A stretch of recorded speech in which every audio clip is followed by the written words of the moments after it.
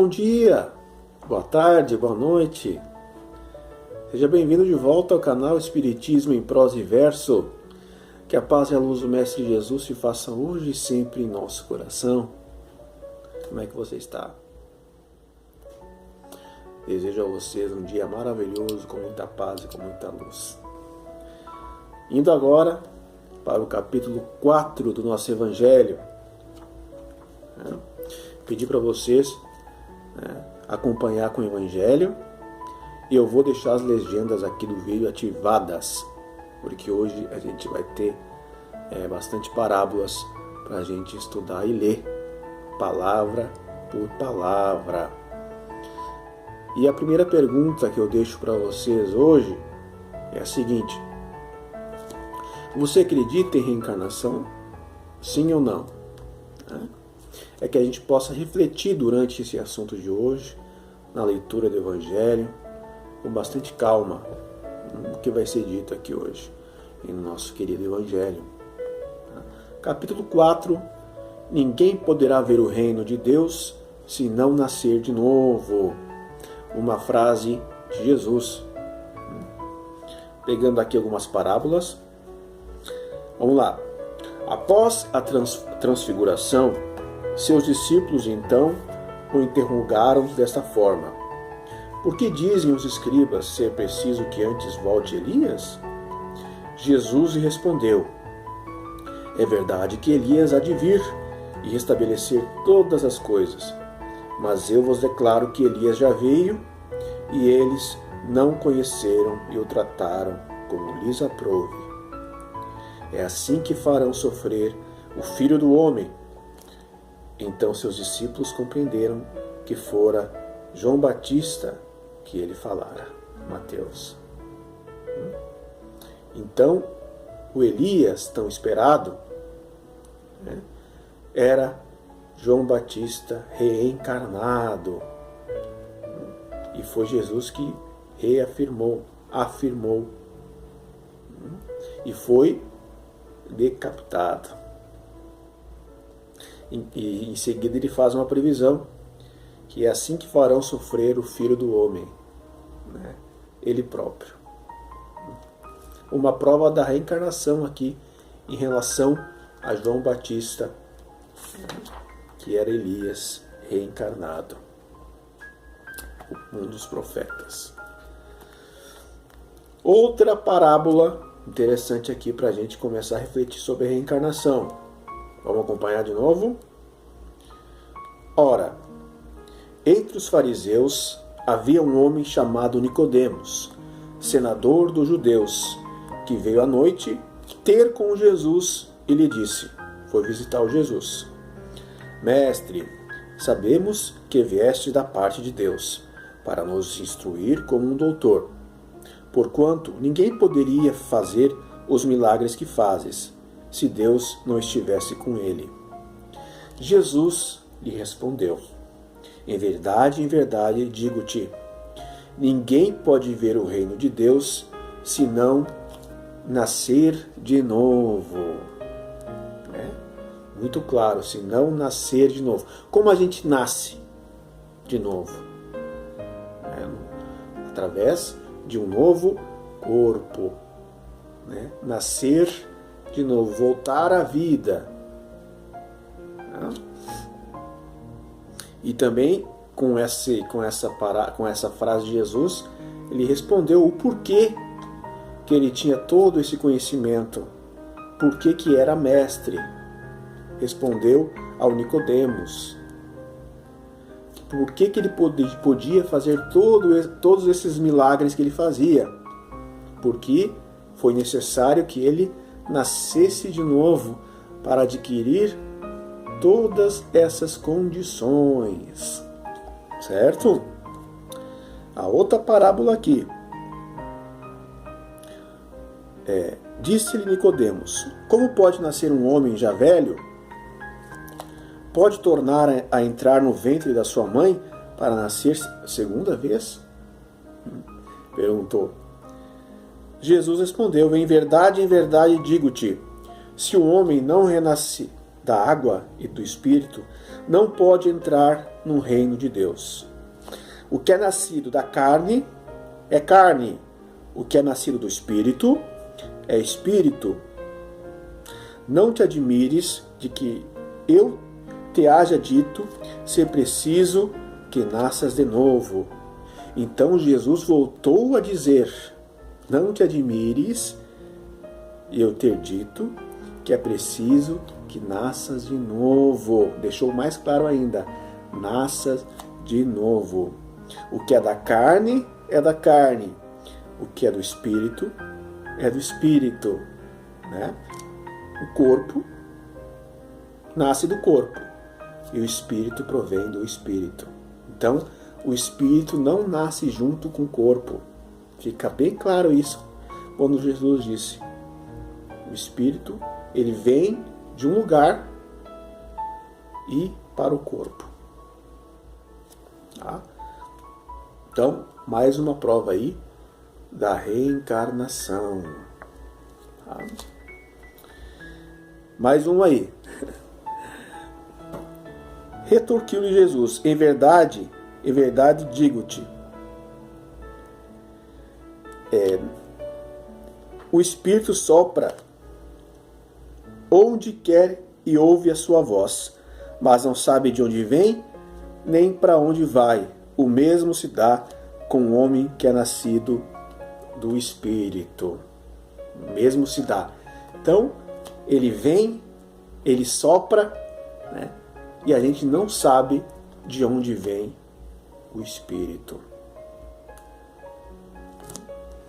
Vamos lá. Respondeu-lhe Nicodemos: como pode isso fazer-se? Jesus observou: pois que és mestre em Israel e ignoras essas coisas. Digo-te em verdade, que não dizemos senão o que sabemos, e que não damos testemunho senão do que temos visto. Entretanto, não aceitais o nosso testemunho. Mas se não me credes quando falo das coisas da terra, como me crereis quando vos fale das coisas do céu? Nessas parábolas a gente entende claramente o que Jesus quis dizer da água do Espírito. Pois, na época de Jesus, os judeus tinham um entendimento de que tudo provinha da água. Tudo provinha da água. Eles observavam o firmamento, o horizonte, e tinham a ideia de que nasciam da água. Então, a água, para os judeus, era uma fonte geradora de vida, de tudo, inclusive dos pássaros. Tudo que provinha da água. Então, quando ele fala da água e do Espírito, é da matéria, né, do corpo e do Espírito. Faz essa distinção. Então, tu vai nascer de novo num corpo. O teu espírito vai renascer em um corpo. Né? Essa relação que ele faz, que Jesus faz. Né? Então, quando nós refletimos essa questão, fica tudo muito mais claro. Fica muito mais elucidativo para nós. As palavras, se o homem não renasce da água do Espírito, foram interpretadas pela regeneração da água pelo batismo. Né? Mas o texto primitivo, porém, rezava simplesmente: não renasce da água e do Espírito. Ao passo que, em algumas traduções, as palavras do Espírito foram substituídas pelas seguintes: do Santo Espírito, o que já não corresponde ao mesmo pensamento. Está aí a situação, né? Esse ponto é capital, ressalta dos primeiros comentários a que o Evangelho deram lugar, como se comprovará um dia, sem equívoco possível. Um dia vai ser esclarecido para todos essa relação.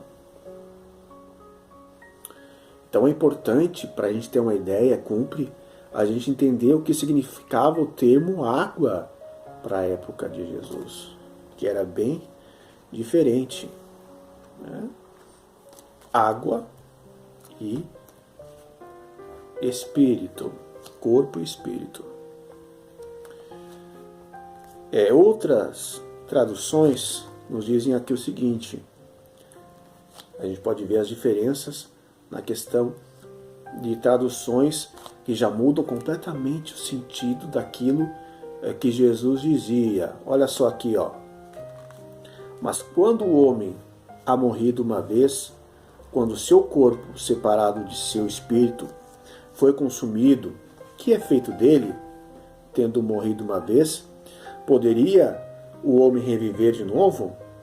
Nessa guerra em que me acho todos os dias da minha vida, espero que chegue a minha mutação. Jó, tradução de Lamaistre de Saci. Outra tradução. Quando o homem morre, perde toda a sua força, expira. Depois, onde está ele? Para onde que ele foi? Se o homem morre, viverá de novo? Esperarei todos os dias do meu combate, até que venha alguma mutação. Tradução de protestante de Oosterwald. Outra tradução. Quando o homem está morto, vive sempre, acabando os dias da minha existência terrestre, esperarei porquanto a ela voltarei de novo. Versão da Igreja Grega. Vocês repararam que nessas três versões, está querendo dizer a mesma coisa?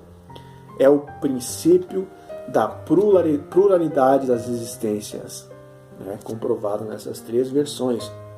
Porém, a terceira que eu li é mais explícita a questão da reencarnação.